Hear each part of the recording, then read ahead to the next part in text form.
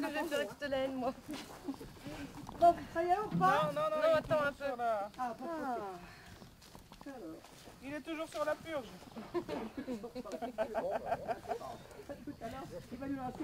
Donc Dominique, secrétaire de l'association Sud-Morvan en Seine.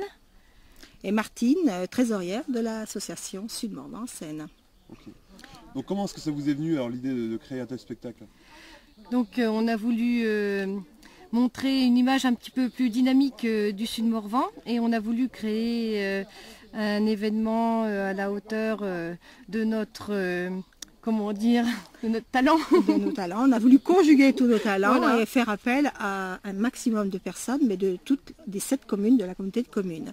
Ce qui a été vraiment très agréable, puisque toutes les semaines, on se réunit et pour que ce spectacle ait lieu au mois d'août et dans de bonnes conditions.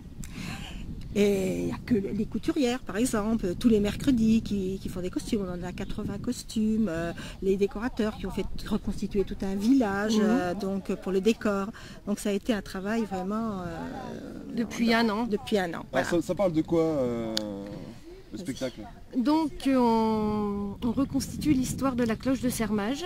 Donc c'est une histoire qui a lieu au début du 19e siècle, en 1802 exactement. Et notre cloche a été volée, préemptée par le sous-préfet de Château-Chinon.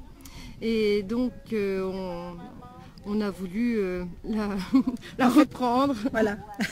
Oui, elle a été en fait donnée, enfin, comment dire, oui, préfet, enfin, oui. Oui. Donc à la commune de Château, en fait, c'est à Château. Oui, elle est partie à Château-Chinon. Et du fait qu'elle soit partie, eh bien, les gens de la commune se sont révoltés, puisque la cloche représentait pour eux quelque chose de très important à cette époque. Voilà. Et donc toute l'histoire c'est ça, c'est donc la révolution que ça a fait à Sermage pour cette cloche qui est partie. Et puis quand elle est revenue évidemment, puisqu'il y a eu des manifestations et tout ça, et en fait ça se termine bien puisque la cloche revient et tous les gens du village sont là pour l'accueillir. Voilà, sont en fête. Voilà. Est-ce que c'est une histoire vraie? Ah oui, la oui. base est une histoire vraie. Oui. Après on a mis un petit peu d'excentricité pour que ça soit un petit peu plus sympathique. Voilà. Donc oui. Est-ce qu'il y a des trucs que vous voulez rajouter? Non. Mais à la fin, c'est quand même très festif. Hein. C'est pas une histoire triste. Donc, tous les métiers à cette époque-là vont être représentés devant le village. Oui. Hein. Alors donc, on le boulanger, le forgeron. Hein.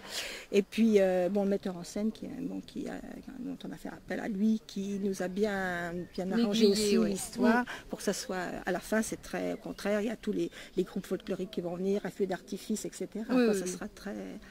C'est un véritable son et lumière. Voilà.